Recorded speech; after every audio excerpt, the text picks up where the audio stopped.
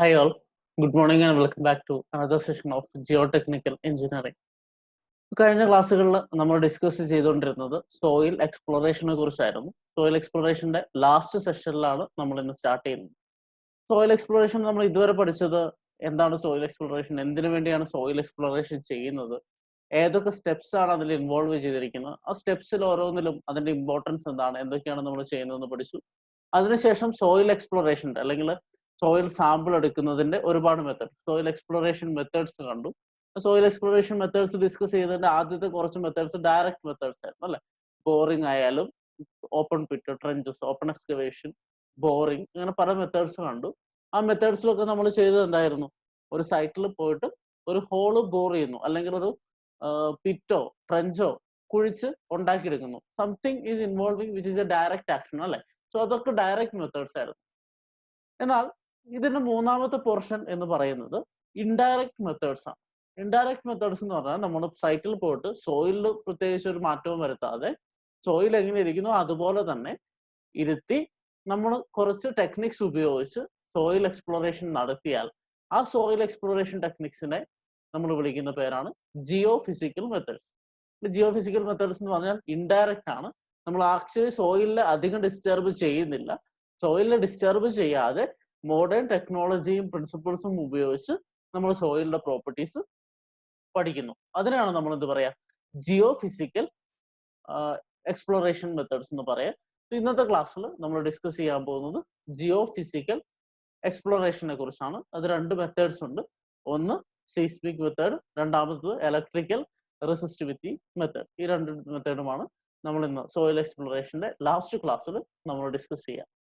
Let us start with seismic refraction method. ഞാൻ പറഞ്ഞു Jio physical methods എന്ന് പറഞ്ഞാൽ മറ്റേ മെത്തേഡ്സിൽ നിന്ന് വ്യത്യസ്തമാവുന്നത് it is an indirect method. That means it doesn't involve any much disturbance to the soil, but we will be finding the properties of soil by using some techniques such as seismic refraction method. So എന്താണ് seismic refraction methods, അല്ലെങ്കിൽ എന്തിനാണ് seismic refraction methods എന്ന് പറഞ്ഞുകൊണ്ട് നമുക്ക് start ചെയ്യാം. Seismic refraction method നമ്മൾ ചെയ്യുന്നത് is to locate different soil strata by using reflection and refraction of elastic waves through soil. നമ്മൾ ഫിസിക്സിൽ പഠിച്ചിട്ടുണ്ട് റിഫ്രാക്ഷനെ കുറിച്ചും റിഫ്ലക്ഷനെ കുറിച്ചും. റിഫ്രാക്ഷനും റിഫ്ലക്ഷനും ആക്ച്വലി എന്താണ്, നമ്മളൊരു റേ ഓഫ് ലൈറ്റ് ഒരു പർട്ടിക്കുലർ മീഡിയത്തെ കുറിച്ച് ട്രാൻസ്ഫർ ചെയ്യുമ്പോൾ അതിന് ഡയറക്ഷൻ ചേഞ്ച് വരുന്നതിനാണ് നമ്മൾ റിഫ്ലക്ഷൻ അല്ലെങ്കിൽ റിഫ്രാക്ഷൻ എന്ന് പറയാം. റിഫ്രാക്ഷൻ എന്ന് പറഞ്ഞാൽ ആക്ച്വലി എന്താ, ഒരു മീഡിയത്തിൽ നിന്ന് വേറൊരു മീഡിയത്തിലോട്ട് പോകുമ്പോൾ ലൈറ്റ് ചെറുതായിട്ട് ബെൻഡ് ചെയ്യും. നമ്മൾ പ്രിസം വെച്ച് എക്സ്പെരിമെന്റ് ചെയ്തിരിക്കും അല്ലെ. റിഫ്ലക്ഷൻ എന്ന് പറഞ്ഞാൽ അതൊരു പെർട്ടിക്കുലർ സർഫേസിൽ തട്ടി തിരിച്ച് അതിന്റെ ഡയറക്ഷൻ നേരെ ഓപ്പോസിറ്റ് ആയാൽ അതിനെ റിഫ്ലക്ഷൻ എന്ന് വിളിക്കും. ഡയറക്ഷൻ കുറച്ച് ബെൻഡായിട്ട് പോവുകയാണെങ്കിൽ അതിനെ റിഫ്രാക്ഷൻ എന്ന് വിളിക്കും. സോ എലാസ്റ്റിക് വേവ്സ്, ഏതൊരു വേവ്സ് ആയാലും, ഇപ്പൊ നമ്മൾ ലൈറ്റ് വേവിനെ കുറിച്ചാണ് ഫിസിക്സിലൊക്കെ പഠിച്ചത്. ലൈറ്റ് ആവട്ടെ, സൗണ്ട് ആവട്ടെ, ഏത് ടൈപ്പ് ഓഫ് വേവ്സ് ആവട്ടെ, ആ വേവ്സ് ഒക്കെ ഏതെങ്കിലും ഒരു മീഡിയത്തിൽ കൂടെ പാസ് ചെയ്യുമ്പോൾ അതിന് റിഫ്രാക്ഷനും റിഫ്ലക്ഷനും സംഭവിക്കും. ഇപ്പൊ സീസ്മിക് റിഫ്രാക്ഷൻ മെത്തേഡിൽ നമ്മൾ ഉപയോഗിക്കുന്ന പ്രിൻസിപ്പിൾ എന്ന് പറഞ്ഞാൽ നമ്മൾ പഠിക്കാൻ പോകുന്നത് റിഫ്രാക്ഷനെ റിഫ്ലക്ഷനെ കുറിച്ചാണ്. ഇപ്പൊ സോയിൽ ഒരു മെറ്റീരിയൽ ആണ്. സോയിൽ ഒരു മെറ്റീരിയൽ ആണെന്ന് പറയുമ്പോൾ തന്നെ സോയിലിൽ പല ടൈപ്പ് മെറ്റീരിയൽസ്, പല ടൈപ്പ് കോമ്പോസിഷൻ സോയിൽ സ്ട്രക്ചറിൽ ഉണ്ടാവും നമുക്കറിയാം. പല ലെയർ ആയിട്ടാണ് അതിരിക്കുന്നത്. ഒരു മീഡിയത്തിൽ നിന്ന് വേറൊരു മീഡിയത്തിലോട്ടാണ് നമ്മൾ ആക്ച്വലി സോയിലിൽ കൂടെ എന്തെങ്കിലും ഒരു വേവ്സ് പാസ് ചെയ്ത് കഴിഞ്ഞാൽ അതിന്റെ പാസേജ് നടക്കുക. അപ്പോൾ ഒരു സോയിൽ ലെയറിൽ നിന്ന് വേറൊരു സോയിൽ ലെയർ, സോ മുകളിൽ ചിലപ്പോൾ ലൂസ് സോയിൽ ആയിരിക്കും, അതിന് താഴെ കുറച്ചുകൂടെ ഡെൻസ് ആയിരിക്കും, ഏറ്റവും താഴെ റോക്ക് ആയിരിക്കും. അങ്ങനെ ഈ ഓരോ ലെയറിൽ കൂടിയും സോയിലിലെ കൂടെ വേവ്സ് ട്രാവൽ ചെയ്യുമ്പോൾ അതിന് റിഫ്രാക്ഷനും റിഫ്ലക്ഷനും സംഭവിക്കും. ആ റിഫ്രാക്ഷനും റിഫ്ലക്ഷനും പഠിച്ചിട്ടാണ് നമ്മൾ സോയിലിന്റെ പ്രോപ്പർട്ടീസ് ഈ ഒരു മെത്തേഡിൽ അസസ് ചെയ്യാം. That is the basic idea about seismic refraction methods. ഇതിന്റെ പ്രിൻസിപ്പിൾ എന്ന് പറഞ്ഞാൽ നമ്മളിപ്പോൾ പറഞ്ഞതുപോലെ elastic shock waves have different velocities in different materials.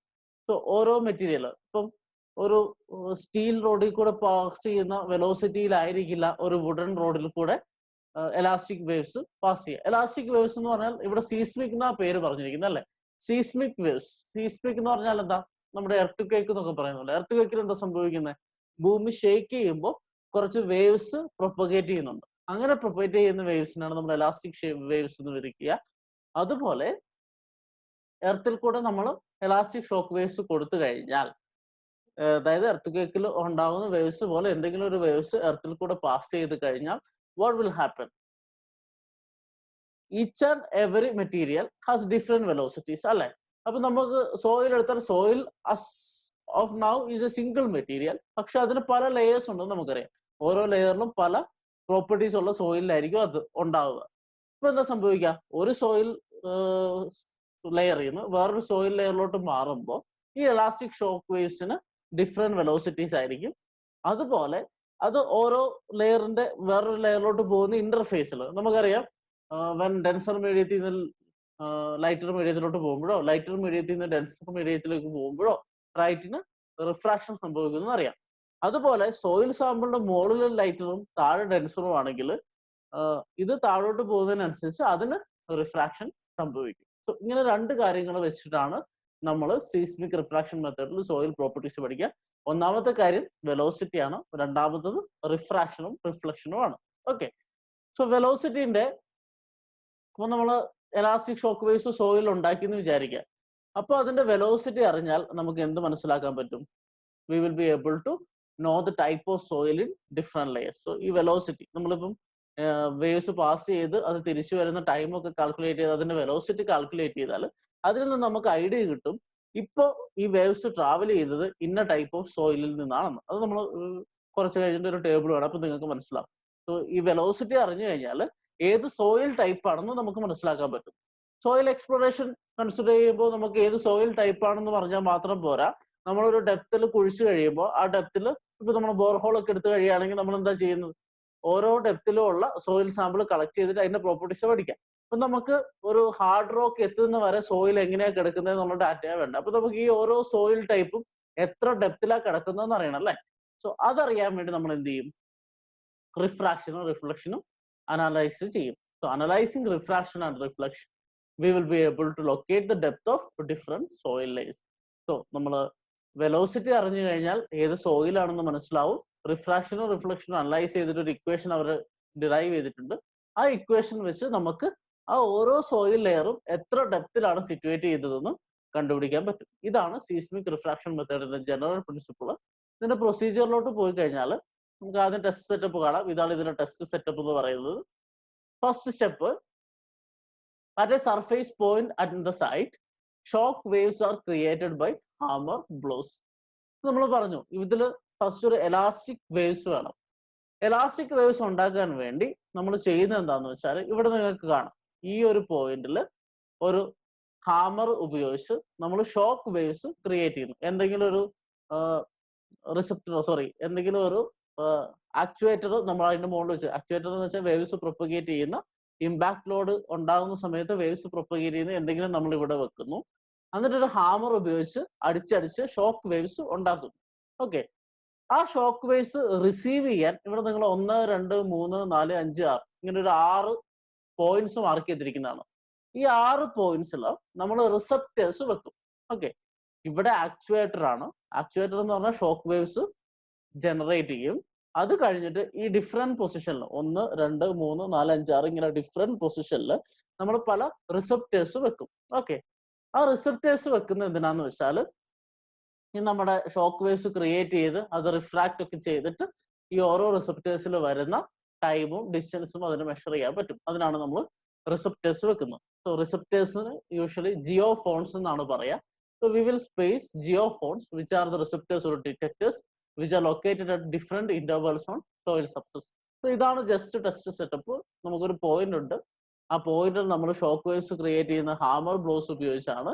ഇനി ആ ഹാമർ ബ്ലോസ് കൊണ്ടുണ്ടാകുന്ന ഷോക്ക് വേവ്സ് ട്രാവൽ ചെയ്ത് ഡിറ്റക്ട് ചെയ്യുന്നത് പിടിക്കാൻ വേണ്ടി നമ്മൾ പല പൊസിഷനിൽ പല ഇന്റർവെൽസിലായിട്ട് ജിയോഫോൺസ് വെക്കുന്നു. ആ ജിയോഫോൺസ് ആണ് നമ്മുടെ ഡിറ്റക്ടേഴ്സ് എന്ന് പറയുന്നത്. അത് പല പൊസിഷനിൽ ഈ 1, 2, 3, 4, 5, 6 എന്നുള്ള പൊസിഷനിൽ പറയുന്നു.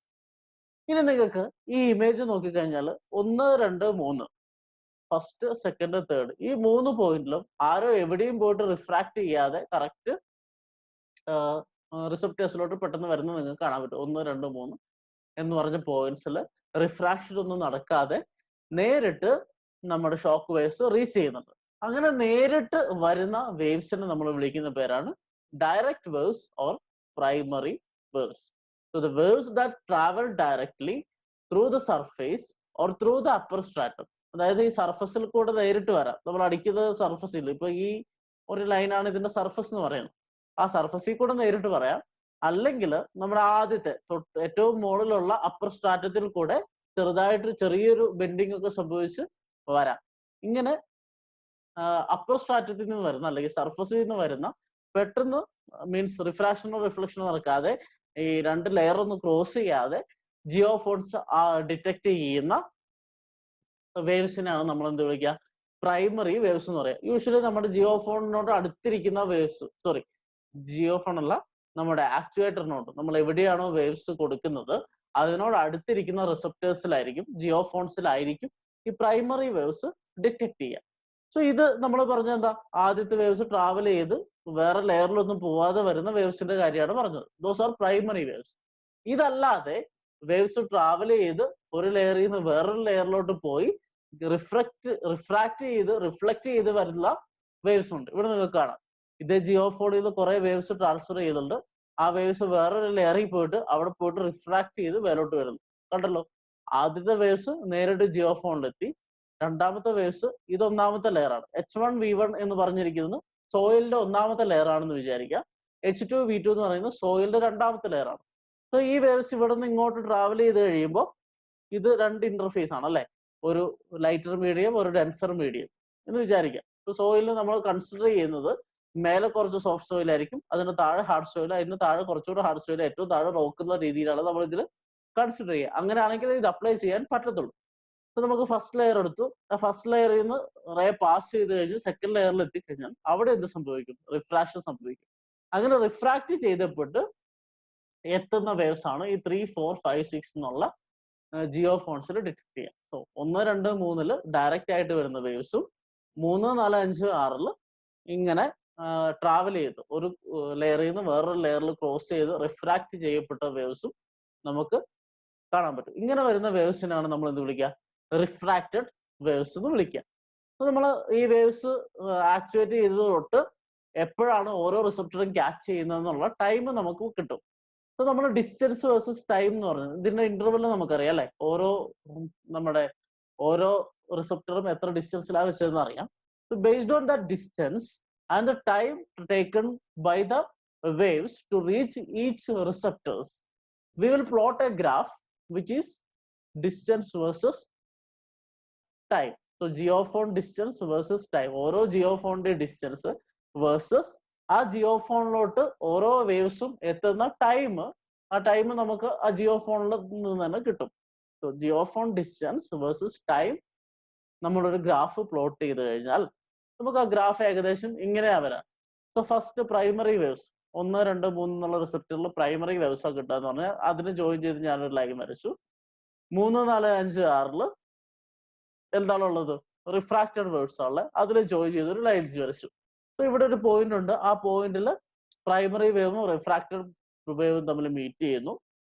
ആ distance, so the distance at which primary waves and refracted waves meet together എന്ന് വെച്ചാൽ ആ വെലോസിറ്റി സെയിം ആവുന്ന ഒരു പോയിന്റ്, ആ ഒരു പോയിന്റിനെ നമ്മൾ വിളിക്കുന്ന പേരാണ് ക്രിട്ടിക്കൽ ഡിസ്റ്റൻസ്.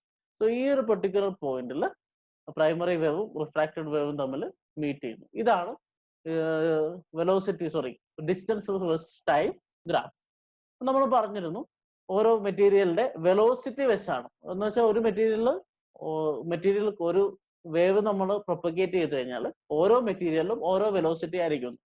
അതുപോലെ തന്നെ ഒരു ഷോക്ക് വേവ്സ് നമ്മൾ ടെസ്റ്റ് വഴി വിട്ടു കഴിഞ്ഞാൽ അത് ഓരോ സോയിൽ ലെയറിലും അതിന്റെ വെലോസിറ്റി ഡിഫറെന്റ് ആയിരിക്കും. നമുക്ക് വെലോസിറ്റി ആണ് വേണ്ടത്, ഡിസ്റ്റൻസും ടൈമും അല്ല. വെലോസിറ്റി എങ്ങനെ കണ്ടുപിടിക്കാം, ഡിസ്റ്റൻസ് ബൈ ടൈം ആണ് അല്ലെ. സോ നമ്മൾ ഈ പ്ലോട്ടിന്റെ സ്ലോപ്പ് എടുത്തു കഴിഞ്ഞാൽ that slope is nothing but the velocity ആണല്ലോ. So you can find the velocity from this graph. Distance by time എടുത്ത് അതിന്റെ സ്ലോപ്പ് എടുത്തു കഴിഞ്ഞാൽ നമുക്ക് വെലോസിറ്റി കണ്ടുപിടിക്കാൻ പറ്റും. ഇതാണ് നമ്മുടെ എക്സ്പെരിമെന്റ് എന്ന് പറയുന്നത്.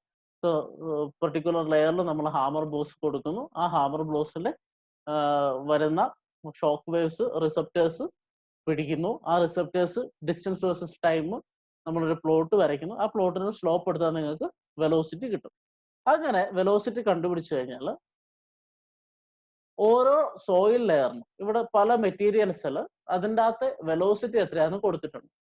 സോ സാൻഡ് ആണെങ്കിൽ ഇതിന്റെ velocity 180 to 365 meter per second ആണ്. ലാസ്റ്റ് ലൈം സ്റ്റോൺ ആണെങ്കിൽ 1830 to 6100 ആണ് അതിന്റെ വെലോസിറ്റി. സോ ഇങ്ങനെ ഓരോ മെറ്റീരിയലിൽ കൂടെയും ഉള്ള വെലോസിറ്റി ഡിഫറെന്റ് ആയിരിക്കും. അപ്പൊ നമ്മൾ ഈ എക്സ്പെരിമെന്റ് ചെയ്ത് നമ്മൾ ഓരോ ലെയറിലെയും വെലോസിറ്റി കണ്ടുപിടിച്ച് കഴിഞ്ഞാൽ ആ വെലോസിറ്റിയും ഇങ്ങനെ ഒരു ടേബിളും നമ്മൾ മാച്ച് ചെയ്താൽ നമുക്ക് മനസ്സിലാവും ഈ ഒരു പെർട്ടിക്കുലർ ലൊക്കേഷനിൽ ഇന്ന ടൈപ്പ് ഓഫ് സോയിലാണ്. ഇപ്പൊ നിങ്ങൾക്ക് ഒരു 560 മീറ്റർ പെർ സെക്കൻഡ് ആണ് നിങ്ങളുടെ വെലോസിറ്റി ആ പ്ലോട്ടിന്റെ സ്ലോപ്പ് എടുത്തപ്പോൾ കിട്ടിയതെങ്കിൽ അതിന്റെ അർത്ഥം എന്താ? Soil type is glacial till. അങ്ങനെ ഓരോ ലെയർ എടുത്തു അതിന്റെ വെലോസിറ്റി കാൽക്കുലേറ്റ് ചെയ്ത് നമ്മൾ കമ്പയർ ചെയ്തിട്ട് എന്ത് കണ്ടുപിടിക്കും? ആ സോയിൽ സാമ്പിളിന്റെ ടൈപ്പ് കണ്ടുപിടിക്കും. സോ ഈ വെലോസിറ്റിക്ക് ഇന്ന ടൈപ്പ് ഓഫ് സോയിൽ ആയിരിക്കും. അപ്പൊ സോയിൽ ടൈപ്പ് നമുക്ക് കിട്ടി. ഇനി നമുക്ക് എന്താ വേണ്ടേ? ഒരു പെർട്ടിക്കുലർ സോയിൽ ടൈപ്പ് കിട്ടിക്കഴിഞ്ഞാൽ ആ സോയിൽ ടൈപ്പിന്റെ ഡെപ്ത്, എത്ര ഡെപ്തിലാണ് ആ സോയിൽ ടൈപ്പ് കണ്ടുപിടിക്കും. നമുക്കറിയാം ഒരു ബെൻഡ് കണ്ടു അല്ലെ, ആ ബെൻഡിന്റെ അർത്ഥം എന്താണെന്ന് വെച്ചാൽ ആക്ച്വലി അതൊരു പ്രൈമറി വേവും റിഫ്രാക്റ്റഡ് വേവും തമ്മിൽ മീറ്റ് ചെയ്യുന്ന പോയിന്റ് ആണ്.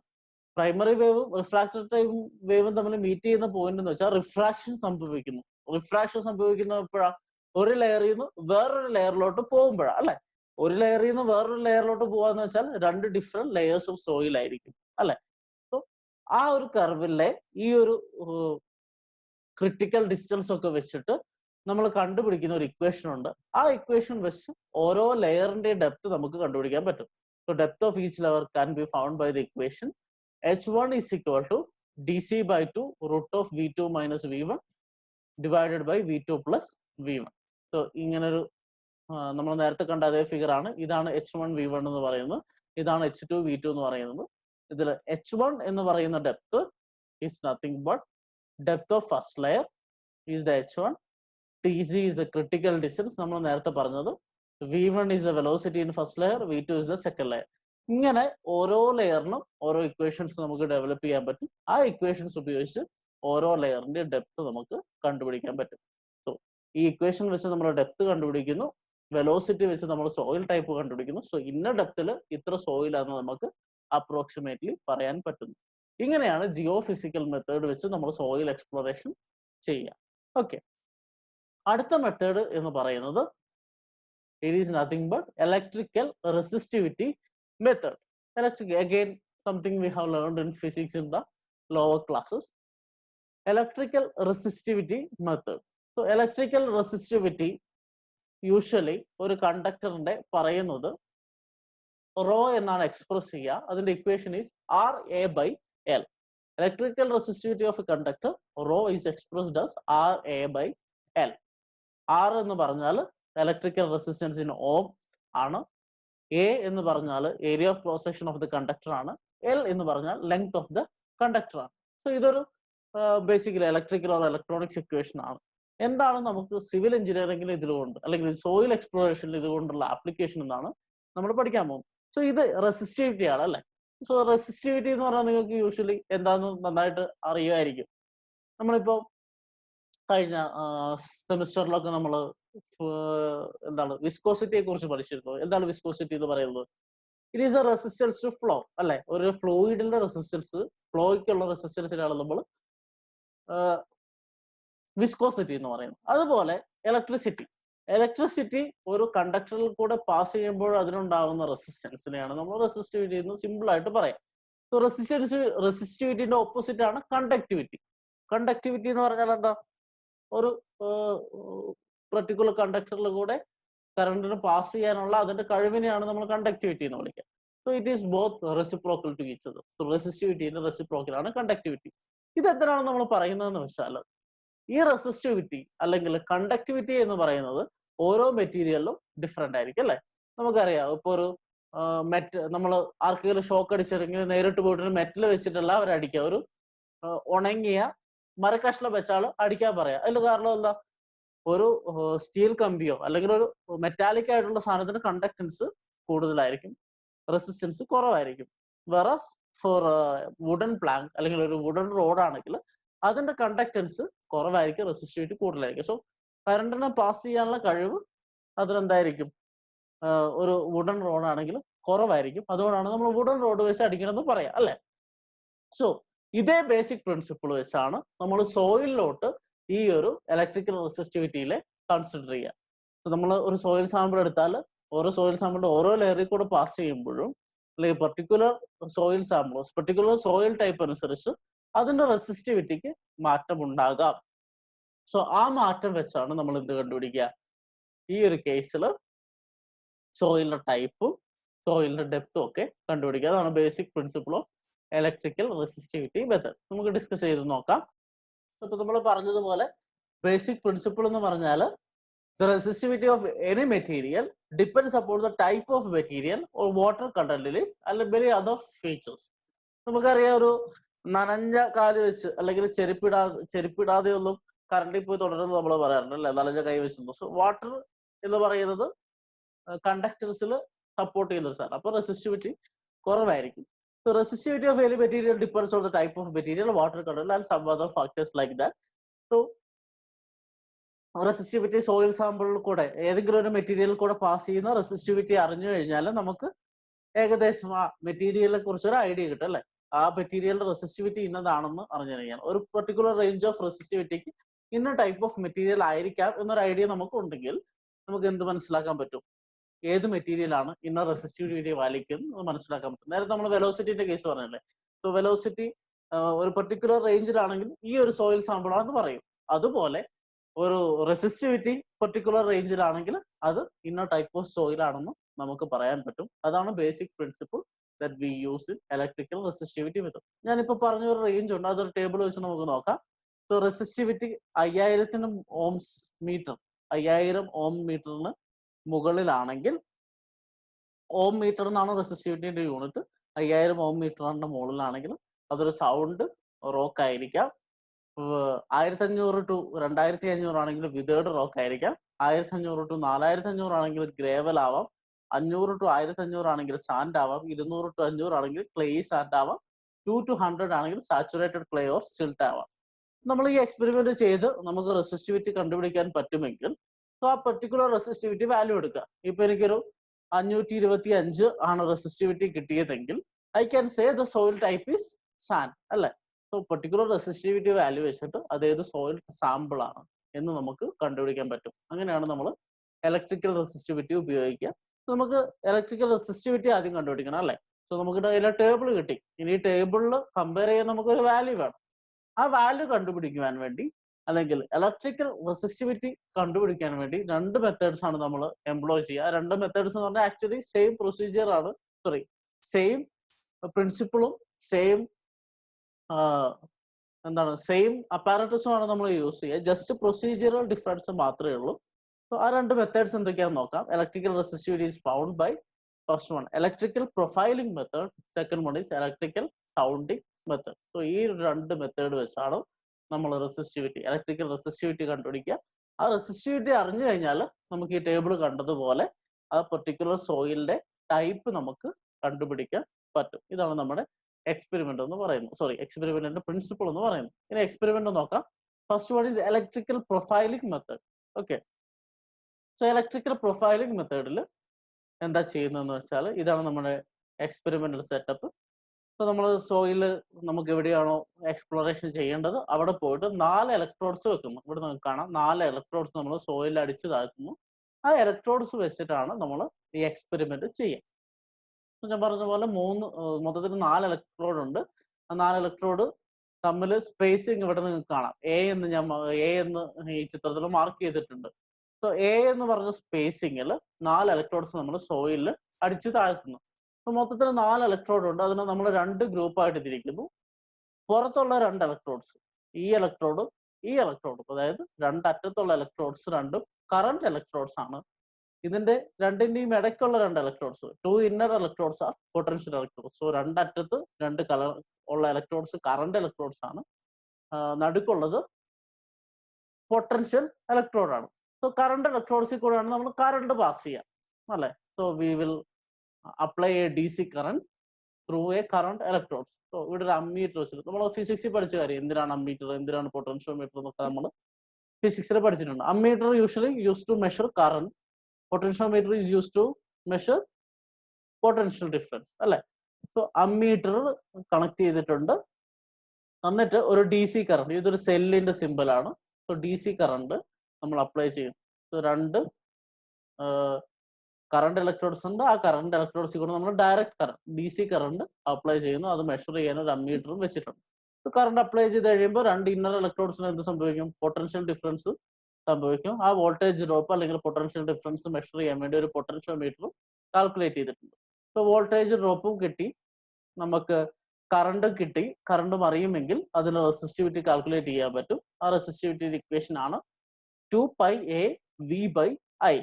നമ്മൾ എക്സ്പെരിമെന്റ് ഇത്രയേ ഉള്ളൂ. 4 ഇലക്ട്രോഡ്സ് ഉണ്ട്. ആ 4 ഇലക്ട്രോഡ്സ് ഒരു പെർട്ടിക്കുലർ ഇന്റർവെല്ലിൽ, സോ ഇവിടുത്തെ ഇന്റർവെല്ലിൽ എ എന്ന് പറഞ്ഞ്, ആ എ ഇന്റർവെല്ലിൽ നമ്മൾ സോയിൽ അടിച്ച് താഴ്ത്തുന്നു. അതിന്റെ രണ്ടറ്റത്തുള്ളത് കറണ്ട് ഇലക്ട്രോഡ്സ് ആണ്, ഉള്ളിലുള്ളത് പൊട്ടൻഷ്യൽ ഇലക്ട്രോഡ്സ് ആണ്. ആ കറണ്ട് ഇലക്ട്രോഡ്സിൽ കൂടെ നമ്മൾ കറണ്ട് പാസ് ചെയ്യുന്നു. ആ കറണ്ട് പാസ് ചെയ്യുന്ന സമയത്ത് സംഭവിക്കുന്ന വോൾട്ടേജ് ഡ്രോപ്പ് ഈ ഉള്ളിലുള്ള രണ്ട് പൊട്ടൻഷ്യൽ ഇലക്ട്രോഡിൽ പൊട്ടൻഷ്യോമീറ്റർ കളക്ട് ചെയ്തിട്ട് നമ്മൾ മെഷർ ചെയ്യുന്നു. നമുക്ക് പൊട്ടൻഷ്യൽ ഡിഫറൻസ് അല്ലെങ്കിൽ വോൾട്ടേജ് ഡ്രോപ്പ് കിട്ടി, അതുപോലെ കറണ്ട് കിട്ടി. ഈ രണ്ട് കാര്യങ്ങൾ വെച്ച് നമ്മൾ റെസിസ്റ്റിവിറ്റി കണ്ടുപിടിക്കുകയാണ്. ആ റെസിസ്റ്റിവിറ്റിന്റെ ഇക്വേഷൻ ആണ് 2πAV/I. Okay, so I is your current, A is your electrode spacing, V is your voltage drop. So I current ആണ്, A എന്ന് പറയുന്നത് ഇലക്ട്രോണിന്റെ സ്പേസിംഗ് ആണ് നമ്മൾ പറഞ്ഞു, V എന്ന് പറയുന്നത് ഈ കറണ്ട് പാസ് ചെയ്ത് കഴിയുമ്പോൾ സംഭവിക്കുന്ന വോൾട്ടേജ് ഡ്രോപ്പ് ആണ്. അതാണ് നമ്മൾ പൊട്ടൻഷ്യോമീറ്ററിൽ നിന്ന് കിട്ടുന്നത്. അപ്പൊ ഇത്രയും കാര്യങ്ങളുണ്ടെങ്കിൽ നമുക്ക് റെസിസ്റ്റിവിറ്റി കിട്ടി അല്ലെ. സോ റെസിസ്റ്റിവിറ്റി കിട്ടിയാൽ നമുക്ക് എന്ത് കിട്ടും? നേരത്തെ പറഞ്ഞ ടേബിളിനോട്ട് ഒന്ന് കമ്പയർ ചെയ്ത് കഴിഞ്ഞാൽ ഇപ്പൊ റെസിസ്റ്റിവിറ്റി വാല്യൂ ഇതാണ്, ഈ ഒരു പെർട്ടിക്കുലർ വാല്യൂവിന് അവിടുത്തെ സോയിൽ ഇതായിരിക്കും എന്ന് കിട്ടി. സോ നമുക്ക് പക്ഷേ ഇത് എത്ര ഡെപ്തിലാണെന്ന് അറിയണം അല്ലെ. അപ്പൊ നമുക്ക് സോയിൽ ഏതാന്ന് കിട്ടി, സോയിൽ ഏതാന്ന് കിട്ടി, പക്ഷെ നമുക്ക് അത് മാത്രം അറിഞ്ഞാൽ പോരാ, എത്ര ഡെപ്തിലാണ് ഈ സോയിൽ ഉള്ളതെന്ന് അറിയണം. അതിനുവേണ്ടി നമ്മൾ എന്താ ചെയ്യുക? നേരത്തെ ആയിരുന്നു ഒരു ഇക്വേഷൻ ഉണ്ടായിരുന്നു. ഈ ഒരു കേസിൽ നമുക്ക് എന്ത് പറയാൻ പറ്റുമെന്ന് വെച്ചാൽ, നമ്മൾ ആക്ച്വലി ഈ മെഷർ ചെയ്യുന്ന ഡെപ്ത്, ഇപ്പൊ ഈ റെസിസ്റ്റിവിറ്റി കാൽക്കുലേറ്റ് ചെയ്ത ഡെപ്ത് എന്ന് പറഞ്ഞാൽ it will be approximately equal to the electrode spacing. എത്ര സ്പേസിങ്ങിലാണോ ഇലക്ട്രോഡ് വെച്ചിരിക്കുന്നത് ആ സ്പേസിങ്ങിലായിരിക്കും നമ്മൾ മെഷർ ചെയ്യുന്ന ഡെപ്ത്. മനസ്സിലായല്ലോ? എത്ര ഡെപ്തിലാണ് നമ്മൾ മെഷർ ചെയ്യുന്നതെന്ന് പറഞ്ഞാൽ എത്ര സ്പേസിങ്ങിലാണോ ഇലക്ട്രോഡ് വെച്ചിരിക്കുന്നത് ആ ഇലക്ട്രോഡ് വെച്ച സ്പേസിങ്ങിന് അപ്രോക്സിമേറ്റ്ലി ഈക്വൽ ആയിരിക്കും നമ്മൾ ടെസ്റ്റ് ചെയ്യുന്ന ഡെപ്ത്. സോ ആ ഡെപ്തിലെ റെസിസ്റ്റിവിറ്റി ആയിരിക്കും നമുക്ക് കിട്ടുക. ഈ കേസിലാണെങ്കിൽ എ എന്ന് പറയുന്ന ഡിസ്റ്റൻസ് ഡെപ്തിൽ നമ്മൾ കാൽക്കുലേറ്റ് ചെയ്യുന്ന റെസിസ്റ്റിവിറ്റിയാണ് നമുക്ക് കിട്ടുക. സോ ആ റെസിസ്റ്റിവിറ്റി കിട്ടിക്കഴിഞ്ഞു കഴിയുമ്പോൾ എ ഡിസ്റ്റൻസിൽ ഇന്ന സോയിലാണ് എന്ന് നമുക്ക് പറയാൻ സാധിക്കും. അതിനാണ് നമ്മൾ ഇലക്ട്രിക്കൽ പ്രൊഫൈലിംഗ് മെത്തേഡ് ഉപയോഗിക്കുക. ഇതുകൊണ്ട് തീർന്നില്ല. സോ ഇതൊരു പെർട്ടിക്കുലർ പൊസിഷൻ ആണ് അല്ലെ. നമ്മൾ ഇനി എന്ത് ചെയ്യും? ഇതേപോലെ ഇതിന്റെ ഡിസ്റ്റൻസ് ഒന്നും മാറ്റാതെ തൊട്ടപ്പുറത്തോട്ട് നീട്ടി വെക്കും along a line. ഇത് നമ്മളിപ്പോൾ പറഞ്ഞ കാര്യം, the depth at which resistivity is measured is approximately equal to the spacing of electrodes. ഏത് ഡെപ്തിലാണ് നമ്മൾ മെഷർ ചെയ്യുന്നത് എന്നുള്ളത് is approximately equal to the spacing of electrodes. അതാണ് എ എന്ന് പറയുന്ന സ്പേസിംഗിൽ നമ്മൾ ഇലക്ട്രോഡ് സെറ്റ് ചെയ്ത് കഴിഞ്ഞാൽ ഏ ഡെപ്തിലായിരിക്കും നമ്മൾ മെഷർ ചെയ്യുന്ന റെസിസ്റ്റിവിറ്റി ഉണ്ടാവും. ഓക്കെ, ഇനി നമ്മൾ എന്ത് ചെയ്യുന്ന പറഞ്ഞാൽ ഈ സെറ്റപ്പ് അപ്പാടെ എന്ത് ചെയ്യും? അതേ ലൈനിൽ കുറച്ച് അപ്പുറത്തോട്ട് മാറ്റി വെക്കും. The electrodes are then moved along a line in the soil strata is identified throughout that line. എന്ന് വെച്ചാൽ നമ്മൾ ഈ ഒരു എന്താണ് സെറ്റപ്പ് എ എന്ന് പറഞ്ഞ സ്പേസിങ്ങിലുള്ള സെറ്റപ്പ് എടുക്കുന്നു. ആ സെറ്റപ്പ് കുറച്ച് അതേ സെയിം ലൈനിൽ അടുത്തൊരു പൊസിഷനിൽ കൊണ്ടുവെക്കുന്നു. അവിടുത്തെ റെസിസ്റ്റിവിറ്റി കാൽക്കുലേറ്റ് ചെയ്യുന്നു. എന്നിട്ട് അടുത്ത പൊസിഷനിൽ കൊണ്ടുവെക്കുന്നു, അവിടുത്തെ റെസിസ്റ്റിവിറ്റി കാൽക്കുലേറ്റ് ചെയ്യുന്നു. അടുത്ത പൊസിഷനിൽ കൊണ്ടുവെക്കുന്നു, അവിടുത്തെ റെസിസ്റ്റിവിറ്റി കാൽക്കുലേറ്റ് ചെയ്യുന്നു. So along that line A എന്ന് പറഞ്ഞ ഡെപ്തിൽ ഓരോ ലൊക്കേഷനിലുമുള്ള റെസിസ്റ്റിവിറ്റി നമുക്ക് കിട്ടും അല്ലെ. മനസ്സിലായോ? ഈ ഒരു സെറ്റപ്പിൽ നമ്മൾ ഫസ്റ്റ് പറഞ്ഞത് എന്താ? ഇവിടെ വെച്ചിട്ട് നമ്മൾ റെസിസ്റ്റിവിറ്റി കാൽക്കുലേറ്റ് ചെയ്തു. ആ റെസിസ്റ്റിവിറ്റി കാൽക്കുലേറ്റ് ചെയ്തപ്പോൾ എ ഡെപ്തിലുള്ള ആ പെർട്ടിക്കുലർ പൊസിഷനിലുള്ള സോയിൽ ടൈപ്പ് കിട്ടി. ഇനി ഈ എൻ്റയർ സെറ്റപ്പ് നമ്മൾ കുറച്ച് അപ്പുറത്തോട്ട് മാറ്റി വെക്കുന്നു. കുറച്ച് അപ്പുറത്തോട്ട് മാറ്റി വെച്ചിട്ട് ടെസ്റ്റ് റിപ്പീറ്റ് ചെയ്യുന്നു, അവിടുത്തെ റെസിസ്റ്റിവിറ്റി കണ്ടുപിടിക്കുന്നു. അപ്പോൾ ആ ഒരു പെർട്ടിക്കുലർ സെയിം ഡെപ്ത് ആണ് അല്ലെ, സെയിം സ്പേസിങ് നമ്മൾ മെയിൻറ്റെയിൻ ചെയ്യാണ്. അപ്പോൾ സെയിം ഡെപ്തിലുള്ള ആ പെർട്ടിക്കുലർ ലൊക്കേഷനിലുള്ള റെസിസ്റ്റിവിറ്റി നമുക്ക് കിട്ടുന്നു, സോയിൽ ടൈപ്പ് നമുക്ക് കിട്ടും. അപ്പോൾ അത് കഴിഞ്ഞിട്ട് വേറൊരു ലൊക്കേഷനിൽ വെക്കുന്നു അലോങ് എ സെയിം ലൈൻ. അവിടെ പോയിട്ട് നമ്മൾ ഇതേപോലെ ടെസ്റ്റ് ചെയ്യുന്നു, അവിടുത്തെ റെസിസ്റ്റിവിറ്റി കിട്ടുന്നു, സോയിൽ ടൈപ്പ് കിട്ടുന്നു. So at a depth A, along a straight line, along a line, we will be able to find the soil profile by this method. Again, ഇനി നമുക്ക് കൂടുതൽ ഡെപ്തിലോട്ട് പോകണം അല്ലെ? എന്ന് വെച്ചാൽ ഒരു പെർട്ടിക്കുലർ ഡെപ്ത് എയിലാണ് നമുക്കിപ്പോൾ കിട്ടിയത്. കൂടുതൽ ഡെപ്തിലോട്ട് പോകാൻ എന്താ ചെയ്യേണ്ടത്? ഞാൻ പറഞ്ഞിരുന്നു അല്ലെ, നമ്മൾ എത്ര സ്പേസിങ്ങിലാണോ വെക്കുന്നത് ആ ഡെപ്തിലെ റെസിസ്റ്റിവിറ്റിയാണ് കാൽക്കുലേറ്റ് ചെയ്യുക. ആ ഡെപ്തിലെ സോയിൽ ടൈപ്പാണ് നമുക്ക് കിട്ടുക. അപ്പൊ അതിൽ താഴത്തെ ഡെപ്തിൽ കിട്ടാൻ നമ്മൾ എന്ത് ചെയ്താൽ മതി? ഇതിന്റെ സ്പേസിങ് കുറച്ചുകൂടി ഇൻക്രീസ് ചെയ്യാം. സോ സ്പേസിങ് ഇൻക്രീസ് ചെയ്ത് ഈ ടെസ്റ്റ് റിപ്പീറ്റ് ചെയ്ത് കഴിഞ്ഞാൽ ഓരോ പെർട്ടിക്കുലർ ഡെപ്തിൽ നമ്മൾ എവിടം വരെ ചെയ്യണോ, ഇപ്പൊ ഹാർഡ് റോക്ക് എത്തുന്നവരെയാണ് ചെയ്യേണ്ടതെങ്കിൽ ആ ഹാർഡ് റോക്ക് എത്തുന്ന വരെ നമ്മൾ ഈ സ്പേസിങ് ഇൻക്രീസ് ചെയ്തുകൊണ്ട് കൊടുക്കുക. എന്നിട്ട് റെസിസ്റ്റിവിറ്റി കാൽക്കുലേറ്റ് ചെയ്യുക. അപ്പൊ നമുക്ക് എന്ത് കിട്ടും? along the depth, along this line, എത്ര ഡെപ്തിൽ എത്ര എക്സ്റ്റെൻഡിൽ ഈ സോയിൽ നിൽക്കുന്നു എന്ന് നമുക്ക് കണ്ടുപിടിക്കാൻ പറ്റും. ഇതാണ് ഇലക്ട്രിക്കൽ പ്രൊഫൈലിംഗ് മെത്തേഡ് എന്ന് പറയാം. 4 ഇലക്ട്രോഡ്സ് നമ്മൾ ഉപയോഗിക്കുന്നു. 2 current electrodes, 2 potential electrodes. Current ഇലക്ട്രോഡ്സിൽ കൂടെ കറണ്ട് പാസ് ചെയ്യുന്നു. Potential electrode voltage drop measure ചെയ്യുന്നു, റെസിസ്റ്റിവിറ്റി കിട്ടുന്നു. ആ റെസിസ്റ്റിവിറ്റി എന്ന് പറയുന്നത് ഈ ഇലക്ട്രോഡ്സ് എത്ര സ്പേസിങ്ങിലാണോ വെക്കുന്നത് ആ സ്പേസിങ് ഡെപ്തിലുള്ള റെസിസ്റ്റിവിറ്റിയാണ് കാൽക്കുലേറ്റ് ചെയ്യുക. സോ ഇവിടെ എ ഡെപ്തിലുള്ള റെസിസ്റ്റിവിറ്റിയാണ് കാൽക്കുലേറ്റ് ചെയ്യുക. ഇത് നമുക്ക് ഇതേ ടെസ്റ്റ് സെറ്റപ്പ് പല പൊസിഷനിൽ വെച്ചു. പല പൊസിഷനിൽ വെച്ചിട്ട് എ ഡെപ്തിലുള്ള എലോങ് ദാറ്റ് ലൈന് ഏതൊക്കെ സോയിൽ ടൈപ്പ് എന്ന് കണ്ടുപിടിക്കാൻ റെസിസ്റ്റിവിറ്റി എന്ന് പറ്റും. നമുക്ക് കൂടുതൽ ഡെപ്തിലോട്ട് പോകണമെങ്കിൽ എന്ത് ചെയ്താൽ മതി? ഈ ഇലക്ട്രോഡ് സ്പേസിങ് ഇൻക്രീസ് ചെയ്യുന്നു, എന്നിട്ട് ഈ ടെസ്റ്റ് റിപ്പീറ്റ് ചെയ്യുന്നു. അങ്ങനെ ഓരോ ഡെപ്തിലും നമുക്ക് കണ്ടുപിടിക്കാൻ പറ്റും ഏതൊക്കെ സോയിൽ സാമ്പിളാണ്, ഈ ഡെപ്തിൽ ഇന്ന സോയിൽ സാമ്പിളാണെന്ന് റെസിസ്റ്റിവിറ്റി വെച്ച് കണ്ടുപിടിക്കാൻ പറ്റും. അങ്ങനത്തെ മെത്തേഡിനെയാണ് നമ്മൾ എന്ത് വിളിക്കുക? ഇലക്ട്രിക്കൽ പ്രൊഫൈലിംഗ് മെത്തേഡ് എന്ന് വിളിക്കുക. രണ്ടാമത്തെ മെത്തേഡ് എന്ന് പറഞ്ഞാൽ ഇലക്ട്രിക്കൽ സൗണ്ടിങ് മെത്തേഡാണ്. Electrical sounding method electrical sounding method എന്ന് പറഞ്ഞാൽ നമ്മളിപ്പോൾ പറഞ്ഞ ഇലക്ട്രിക്കൽ പ്രൊഫൈലിംഗ് മെത്തേഡിന്റെ അതേ ടെസ്റ്റ് സെറ്റപ്പ് ആണ്. 4 ഇലക്ട്രോഡ്സ് ആണുള്ളത്. ഇതുപോലെ 4 ഇലക്ട്രോഡ്സ് സോയിലിൽ വെക്കും. ഇവര് വ്യത്യാസം എന്താണെന്ന് വെച്ചാൽ നേരത്തെ പോലെ എലോങ് എ ലൈൻ നമ്മൾ ഇതിങ്ങനെ മാറ്റി മാറ്റി വെക്കുകയല്ല, ബട്ട് നമ്മൾ ഈ സ്പേസിങ് ചേഞ്ച് ചെയ്തുകൊണ്ടിരിക്കും. സോ നമ്മളൊരു ഫിക്സഡ് ലൊക്കേഷൻ പി ഫിക്സ് ചെയ്യും. ഇവിടെ നിങ്ങൾക്ക് കാണാം ഒരു ലൈൻ ഇവിടെ വരച്ചിട്ടുണ്ട് അല്ലെ, ഡോട്ടർ ലൈൻ ഉണ്ട്. പി എന്ന് പറയുന്ന ഒരു ലൊക്കേഷൻ നമ്മൾ ഫിക്സ് ചെയ്യുന്നു. ഓക്കെ, ആ ഫിക്സ് ചെയ്യുന്ന ലൊക്കേഷനെ ബേസ് ചെയ്ത് നമ്മൾ നമ്മുടെ എന്താണ് ഇലക്ട്രോഡിന്റെ സ്പേസിങ് ഇൻക്രീസ് ചെയ്യുന്നു. ഇവിടെ നിങ്ങൾക്ക് അറിയാം ഒന്നാമത്തെ സെറ്റിംഗ് എന്ന് പറഞ്ഞിട്ടുണ്ട്. ഫസ്റ്റ് സെറ്റിംഗ് എന്ന് പറഞ്ഞാൽ എക്സ്പെരിമെന്റിന്റെ ഫസ്റ്റ് സ്റ്റേജ് ആണ്. ഫസ്റ്റ് സെറ്റിംഗിൽ A1 എന്ന് പറഞ്ഞ ഡിസ്റ്റൻസിലാണ് നമ്മൾ എന്ത് ചെയ്യുക? ഈ ഇലക്ട്രോഡ്സ് സ്പേസ് ചെയ്യുക. ഇവിടെ നിങ്ങൾക്ക് കാണാം 4 ഡോട്ട് കാണുന്നുണ്ട്. ആ 4 ഡോട്ടും 4 ഇലക്ട്രോഡ്സ് ആണ്. ഇത് രണ്ടും കറണ്ട്, ഇത് രണ്ടും പൊട്ടൻഷ്യൽ ഇലക്ട്രോഡ്സ്. സോ ഈ 2 ഇലക്ട്രോഡ്സിൽ കൂടെ നമ്മൾ കറണ്ട് പാസ് ചെയ്യുന്നു. പൊട്ടൻഷ്യൽ ഡിഫറൻസ് അല്ലെങ്കിൽ വോൾട്ടേജ് ഡ്രോപ്പ് നടുക്കുള്ള രണ്ട് ഇലക്ട്രോഡ്സിൽ നിന്ന് കണ്ടുപിടിക്കുന്നു. നമുക്ക് ആ ഇക്വേഷൻ വെച്ച് റെസിസ്റ്റിവിറ്റി കണ്ടുപിടിക്കും. സോ ഫസ്റ്റ് സെറ്റിംഗിൽ A1 എന്ന് പറഞ്ഞ പെർട്ടിക്കുലർ ഡെപ്തിലുള്ള റെസിസ്റ്റിവിറ്റി കണ്ടുപിടിക്കാൻ പറ്റും. അടുത്ത സ്റ്റെപ്പിൽ എന്താണ് ചെയ്യുന്നതെന്ന് വെച്ചാൽ എലോങ് ദിസ് ഫിക്സഡ് പി മാറ്റുന്നില്ല. നേരത്തെ നമ്മൾ ഈ എൻ്റെ സെറ്റപ്പ് കുറച്ച് അങ്ങോട്ട് നീക്കി ഒരു എലോങ് എ ലൈനാണ് ടെസ്റ്റ് ചെയ്തത്. ഇവിടെ എന്താ ചെയ്യുന്നതെന്ന് വെച്ചാൽ ആ പി എന്ന് പറഞ്ഞ പോയിന്റ് ഫിക്സ് ചെയ്തിട്ടുണ്ട്. ആ പി പോയിന്റിൽ ഫിക്സ് ചെയ്തതിന് വെച്ച് നമ്മുടെ ഈ സ്പേസിങ് ജസ്റ്റ് ഇൻക്രിമെന്റ് ചെയ്യുന്നു. സോ A1 നിന്ന് A2 ഇൻക്രീസ് ചെയ്യുന്നു. സോ ഇപ്പൊ ഇനി A1-നേക്കാൾ കൂടുതൽ ഡെപ്തിലുള്ള റെസിസ്റ്റിവിറ്റി നമുക്ക് കണ്ടുപിടിക്കും. മൂന്നാമത്തെ സെറ്റിംഗിൽ കുറച്ചുകൂടി കൂടുതൽ സ്പേസിങ്ങിൽ നമ്മൾ വെക്കുന്നു. ഇങ്ങനെ 3 പല സെറ്റിംഗ്സിലായിട്ട് നമ്മൾ ഒരു പെർട്ടിക്കുലർ പോയിന്റ് വെച്ചിട്ട് അവിടുത്തെ ഡിഫറെന്റ് ഡെപ്തിലുള്ള റെസിസ്റ്റിവിറ്റി കാൽക്കുലേറ്റ് ചെയ്ത് സോയിൽ ടൈപ്പ് കണ്ടുപിടിക്കുന്ന മെത്തേഡാണ് ഇലക്ട്രിക്കൽ സൗണ്ടിങ് മെത്തേഡ് എന്ന് പറയും. ഇത് രണ്ടും തമ്മിലുള്ള വ്യത്യാസം നിങ്ങൾക്ക് മനസ്സിലായി കാണും. ഇലക്ട്രിക്കൽ പ്രൊഫൈലിംഗ് മെത്തേഡ് എന്ന് പറഞ്ഞാൽ നമ്മൾ ആദ്യം സോയിൽ സാമ്പിൾ എടുത്ത് ഒരു സൈറ്റിൽ പോയിട്ട് ഒരു സെറ്റപ്പ് എന്ന് വെച്ചാൽ എ സ്പേസിങ്ങിൽ സെറ്റപ്പ് വെച്ചു. അതിനെ ആ എലോങ് സെയിം ലൈൻ കുറച്ച് അപ്പുറത്തോട്ട് മാറ്റി വെച്ചു. എലോങ് ലൈന് നമ്മൾ സോയിൽ പ്രൊഫൈൽ കണ്ടുപിടിച്ചു. അതിന്റെ സ്പേസിങ് ഇൻക്രീസ് ചെയ്ത് ഡെപ്തിലുള്ള സോയിൽ പ്രൊഫൈലും കണ്ടുപിടിച്ചു.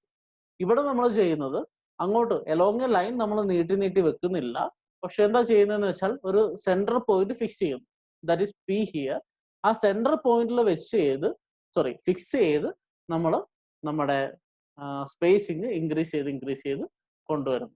അങ്ങനെയാണ് ഇലക്ട്രിക്കൽ സൗണ്ടിങ് മെത്തേഡ് വെക്കുക. സോ ഫസ്റ്റ് സെറ്റിംഗിൽ A1 ഡെപ്തിലുള്ളത് നിങ്ങൾക്ക് കിട്ടി, സെക്കൻഡ് സെറ്റിംഗിൽ A2 ഡെപ്തിലുള്ള റെസിസ്റ്റിവിറ്റി കിട്ടി, തേർഡ് സെറ്റിംഗിൽ A3 ഡെപ്തിലുള്ള റെസിസ്റ്റിവിറ്റി കിട്ടി. ഇങ്ങനെ പല സെറ്റിംഗിൽ പല ഡെപ്തിലുള്ള റെസിസ്റ്റിവിറ്റി കിട്ടുന്നു. റെസിസ്റ്റിവിറ്റിയും നമ്മുടെ ആ ടേബിളും കൂടെ കമ്പയർ ചെയ്ത് ഈ പർട്ടിക്കുലർ റെസിസ്റ്റിവിറ്റി ആണെങ്കിൽ ആ ഡെപ്തിൽ ഇന്ന സോയിൽ ആണെന്ന് നമുക്ക് കണ്ടുപിടിക്കാൻ പറ്റും. ഇതാണ് ഇലക്ട്രിക്കൽ സൗണ്ടിങ് മെത്തേഡ് എന്ന് പറയുന്നത്.